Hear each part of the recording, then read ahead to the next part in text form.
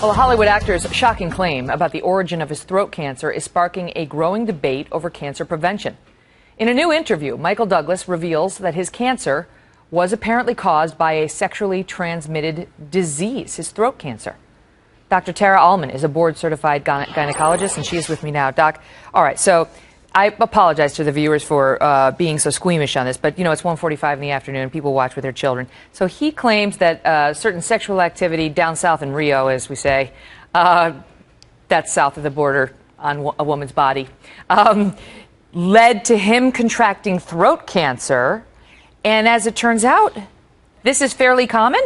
Well, you know, it's not fairly common, but let's redirect the conversation to the human papillomavirus. So I don't know his exact HPV, right? And that's what he blamed it on. Right. So his particular throat cancer has been associated with the HPV virus and an infection, and his exposure to it was likely many, many years before the presentation of a cancer. So they say between 10 and 15 years earlier you contract HPV through this activity, this certain sex activity, and you contract it from a partner who has it, and then 10 or 15 years later you wind up with potential throat cancer. This, according to the stats I read on cancer.gov, accounts for more than half of the cancers diagnosed in the oropharynx, that they are linked to this HPV. So now this HPV, we already knew it could cause cervical cancer and all sorts of cancers, you know, below the waist. And now it's causing throat cancers as well? Let's not scare your viewers. So HPV is ubiquitous. We all will meet it if we are sexually active people. Most of us will clear that infection. Most of us will have no serious consequences. Most of us do not need to be frightened. And most of us should continue to do what everyone has told us to do, which is to practice safe sex. Yeah, but people don't really practice safe sex when they're performing this particular sex activity, a man with a woman.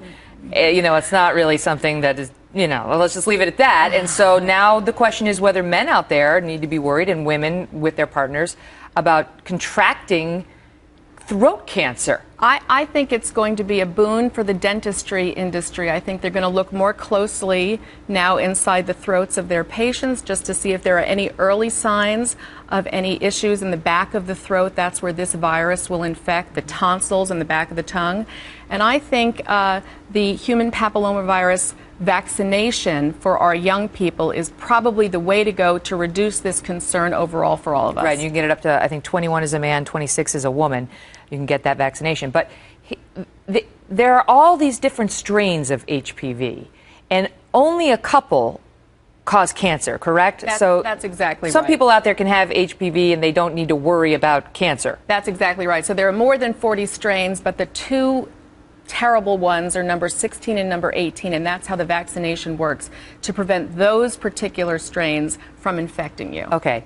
And you're telling me that once you get this HPV, you can cleanse your own body of it? I mean, I thought HPV was more like, you know, some of the other STDs that you can get that are with you for the rest of your life, and not like the kind that you take some penicillin for and it goes away. It is a virus, but your own immune system is going to clear it for you, so you're not going to have serious consequences from it. So really, again, I think the focus for your viewers is to not get too freaked out by this news, get some good information, and go about their day as safely as possible. Is